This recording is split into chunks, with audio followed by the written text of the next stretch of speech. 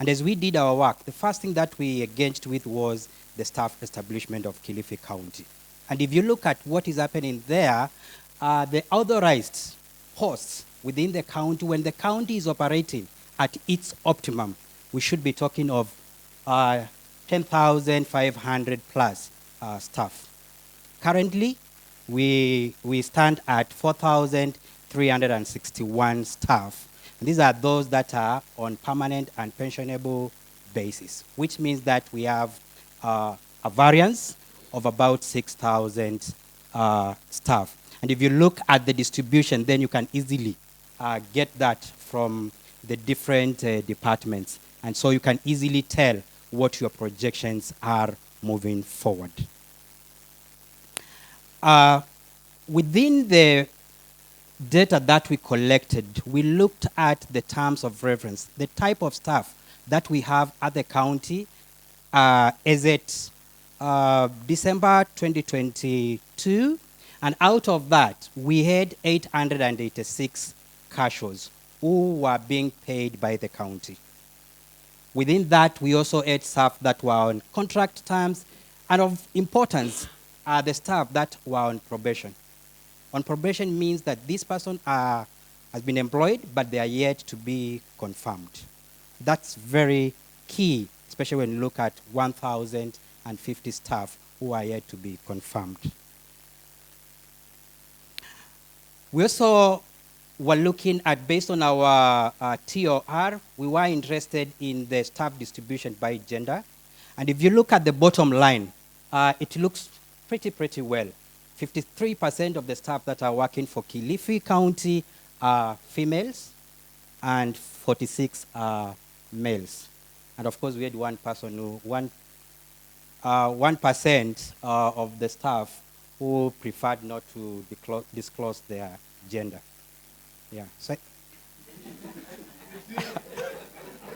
according to the Constitution, there are also some standards based on the distribution of staff by ethnicity, and also looking at the Mijikenders against also the others at the county. You realize that the other communities stand at 20% against 80% of all the other coastal tribes.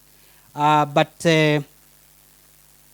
just as it is in the census of 2019, the Giriamas are more, and so you'd also expect that in that distribution, then 46% of them would be from the Giriama community.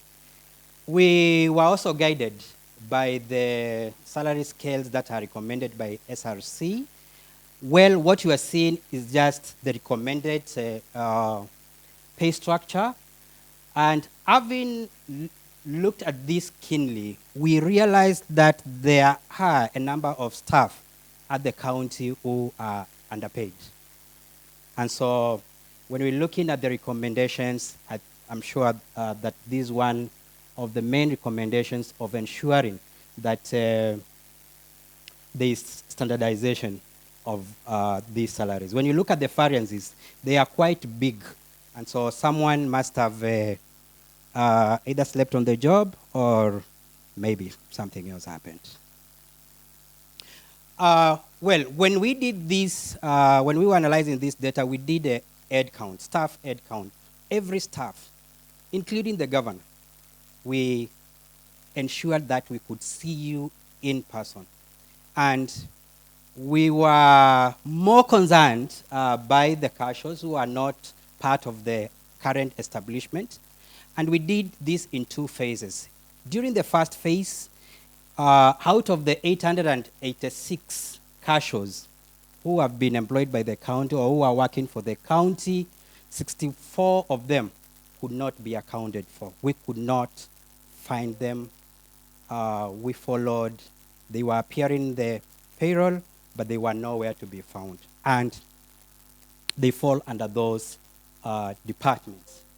And so after sitting with the governor, we felt that it was important for us to go back and maybe ascertain whether maybe when we were collecting the data, there might have been some discrepancies. And so in phase two, we got different distributions, and out of that, 81 cashers could also not be accounted for. And these are people who are earning salaries amounting to 1.5 million every month.